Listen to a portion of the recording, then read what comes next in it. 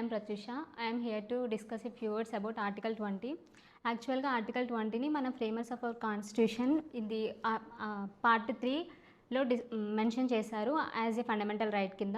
ఎందుకంటే ఇది ఒక ప్రొటెక్టివ్ షీల్డ్ కింద పనిచేస్తుంది for both citizens and foreigners against arbitrary prosecutions and unfair trials and excess punishments. ఇది ఏ టైంలో కూడా సస్పెండ్ అవ్వదు. Like national emergency under article 359లో కూడా ఆర్టికల్ 20 అనేది సస్పెండ్ చేయరు.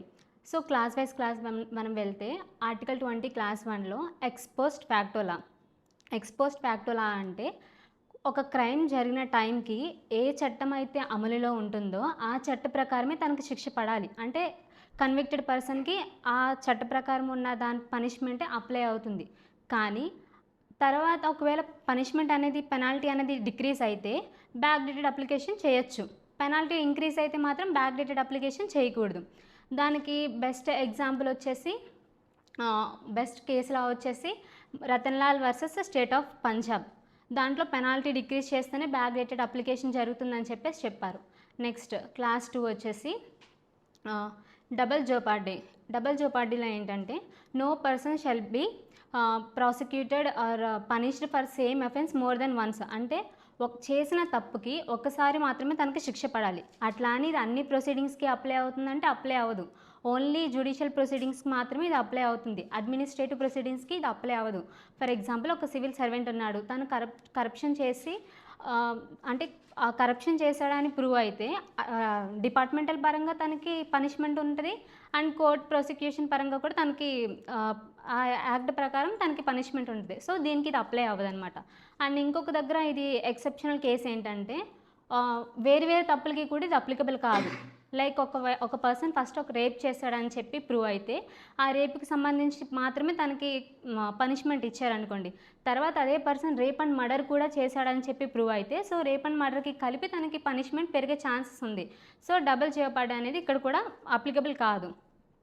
అండ్ నెక్స్ట్ క్లాస్ 3 వచ్చేసి ఆర్టికల్ 20 క్లాస్ 3 సెల్ఫ్ ఇంక్రిమినేషన్ అనేది మన ఇండియాలో అలో లేదు. సెల్ఫ్ ఇంక్రిమినేషన్ అంటే ఏంటంటే స్టేట్ కానీ పోలీస్ కానీ అంటే ఎక్కువ టార్చర్ పెట్టి ఆ పర్సన్ని నేరం చేశామని ఒప్పుకునేలా చేయకూడదు అనమాట. అంటే అతను జస్ట్ అక్యూజ్డ్ అంతే, ఇంకా కన్విక్టెడ్ కింద ప్రూవ్ అవ్వలేదు. సో అక్యూజ్డ్ని పట్టుకెళ్ళి బాగా బాధి టార్చర్ చేస్తే తను ఇంకా అతను టార్చర్ భరించలేక ఒప్పుకుంటాడు. సో తర్వాత అతను ఇన్నోసెంట్ అని ప్రూవ్ అయితే అదంతా వెనక్కి తీసుకోలేరు కదా. సో అందుకని ఈ మన కాన్స్టిట్యూషన్ ఫ్రేమర్స్ ఏం చేశారంటే ఈ కస్టోడియల్ టార్చర్ని బలవంతపు కన్ఫెషన్స్ని ఆపడానికి ఈ ఆర్టికల్ని ఇంక్లూడ్ చేశారు. సో అండ్ ఇంకొకటి ఏంటంటే అట్లా అని బ్లడ్ శాంపిల్స్ లేదా DNA శాంపిల్స్ కానీ ఐ స్కాన్స్ థంబ్ ప్రింట్స్ ఇవన్నీ ఇవ్వకూడదా అంటే ఇవన్నీ ఇవ్వాలి. అండ్ ఇంకోటి ఏంటంటే ఒక కేసులో Selvi versus state of Karnataka. ఇందులో ఏంటంటే ముందు చెప్పాను కదా blood samples DNA thumb prints ఇవన్నీ ఇవ్వాలని చెప్పేసి అట్లా అని నార్కో అనాలిసిస్ మళ్ళీ beep mind mapping test polygraphy lie detector ఇట్లాంటివి యూజ్ చేయకూడదు. ఎందుకంటే ఇవి యూజ్ చేయడం వల్ల అన్కాన్స్టిట్యూషనల్ అనమాట.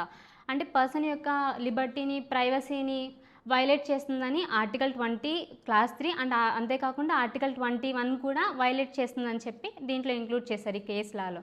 సో ఫైనల్గా ఏంటంటే ఈ ఆర్టికల్ 20 అనేది ఏం చెప్తుందంటే స్టేట్ యొక్క arbitrary prosecutions and unfair trials and excess punishments నుంచి ప్రజల్ని కాపాడడానికి కోసం ఈ ఆర్టికల్స్ని ఆర్టికల్ 20ని కాన్స్టిట్యూషన్లో మన ఫ్రేమర్స్ ఇంక్లూడ్ చేశారు. Thank you.